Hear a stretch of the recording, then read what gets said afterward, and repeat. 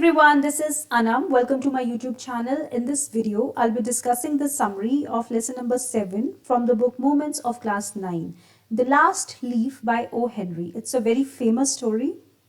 The story is based on the theme that life is precious and faith and hope should never be lost.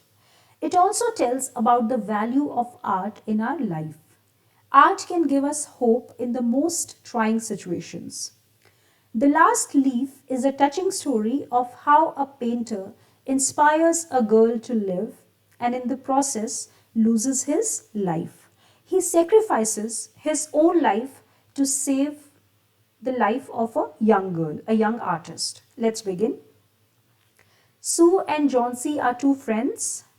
They are young artists and they live together in a flat on the third story of a house. In November, Johnsy falls very sick. She has pneumonia. All the time, she keeps lying in her bed. She doesn't move. She doesn't say anything. She doesn't speak to anyone. She lies in her bed and she keeps gazing out of the window. She keeps looking outside the window, as you can see in the picture. Her friend Sue is worried. She sends for a doctor. The doctor comes. He examines Johnsy, right? He comes for several days and every day he tells Sue the same thing, that there is no change in Johnsy's situation.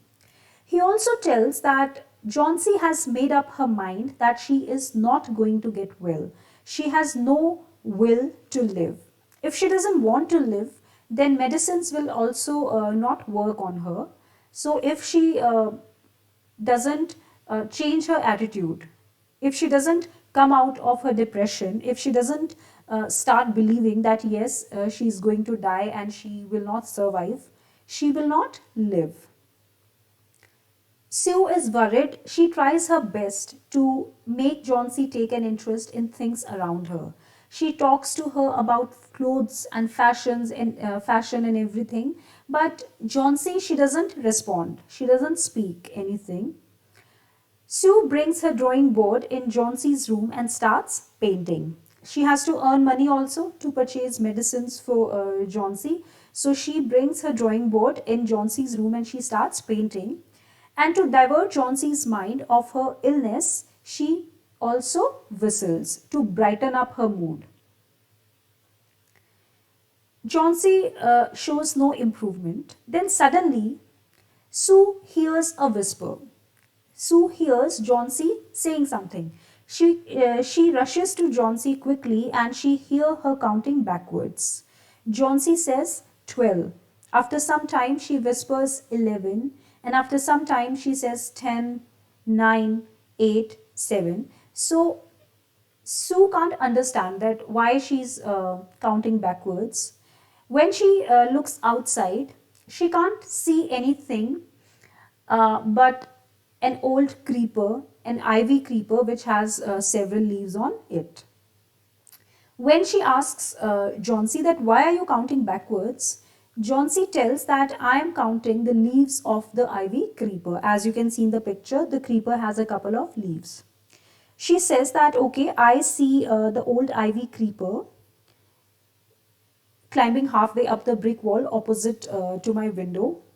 In the strong wind outside, the creeper is shedding its leaves. Every day, the creeper is shedding leaves.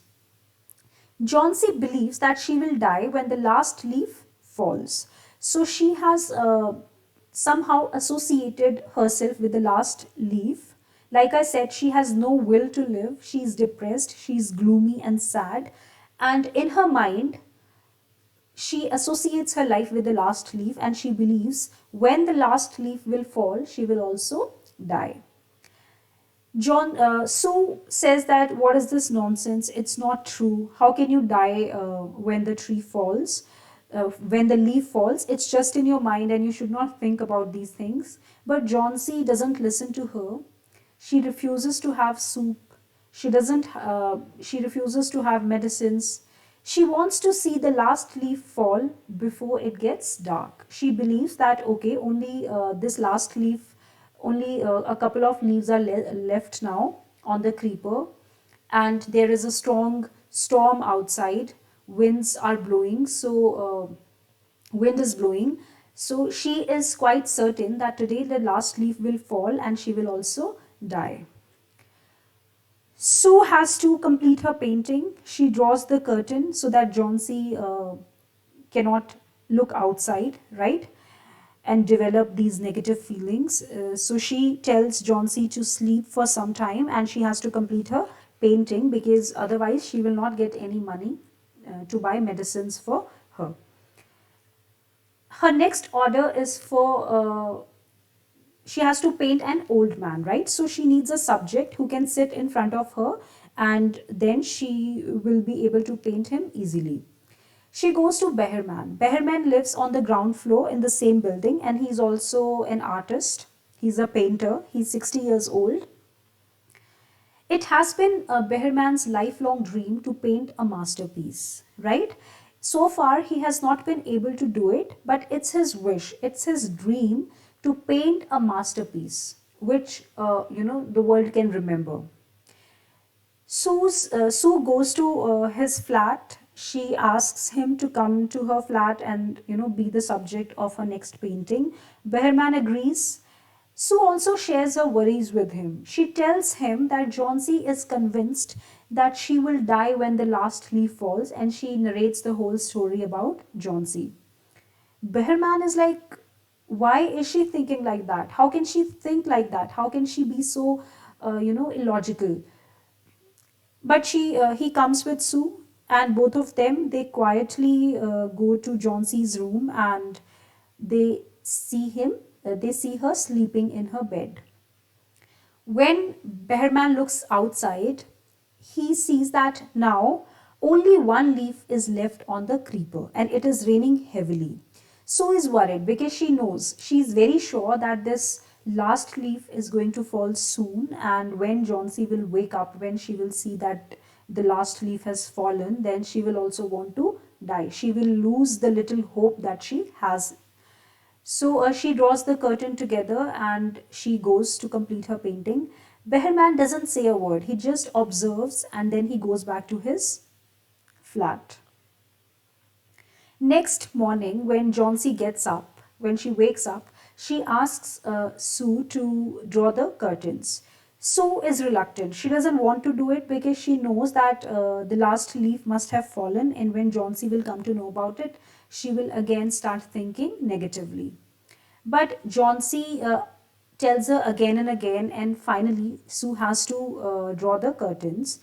And both of them are surprised to see that the last leaf is still on the creeper. It has not fallen, it is still there. It looks quite green and healthy.